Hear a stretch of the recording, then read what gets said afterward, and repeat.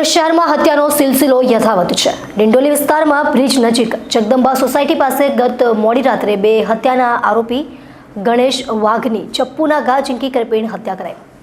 હત્યાને પગલે ડિંડોલી પોલીસનો કાફલો ઘટનાસ્થળે દોડી આવી કાર્યવાહી કરી હતી। ડિંડોલી વિસ્તારમાં બે હત્યાના આરોપીની મોડી રાત્રે ચપ્પુના ઘા મારી 3 થી 4 લોકોએ ઘાતકી હત્યા કરી નાખી હતી। ઘટનાની જાણ થતાં ડિંડોલી પોલીસનો કાફલો ઘટનાસ્થળે પહોંચ્યો હતો।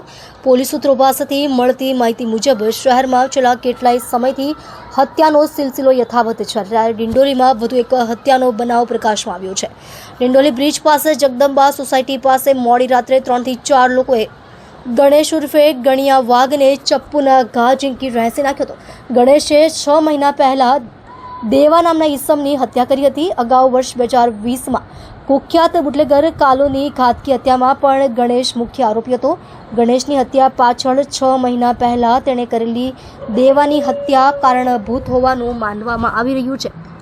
દેવાના ભાઈએ હત્યા કરી હોવાનું સૂત્રો પાસેથી માહિતી મળી છે। ઘટનાને લઈને સમગ્ર વિસ્તારમાં ચકચાર મચી જવા પામી હતી। ઘટનાની જાણ થતાં ડિંડોલી પોલીસ અને ઉચ્ચ અધિકારીઓ ઘટનાસ્થળે પહોંચી ગયા હતા। પોલીસે મૃતદેહને પીએમ અર્થે સિવિલ ખાતે મોકલી વધુ કાર્યવાહી હાથ ધરી છે।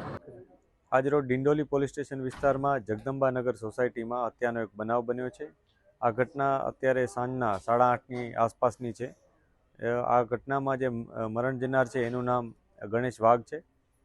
એમાં એના મિત્રો સાથે બેસેલ હોવાની પ્રાઇમરી ઇન્ફોર્મેશન છે, પરંતુ આ ઘટના એમાં મિત્રોમાંથી કોઈએ કરી છે અથવા અન્ય કોઈ કરી છે એની તપાસ અત્યારે ચાલુ છે।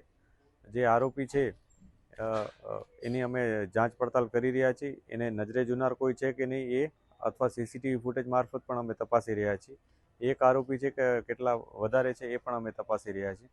જે પણ માહિતી મળશે એ મુજબ આગળની કાયદેસરની કાર્યવાહી કરવામાં આવશે।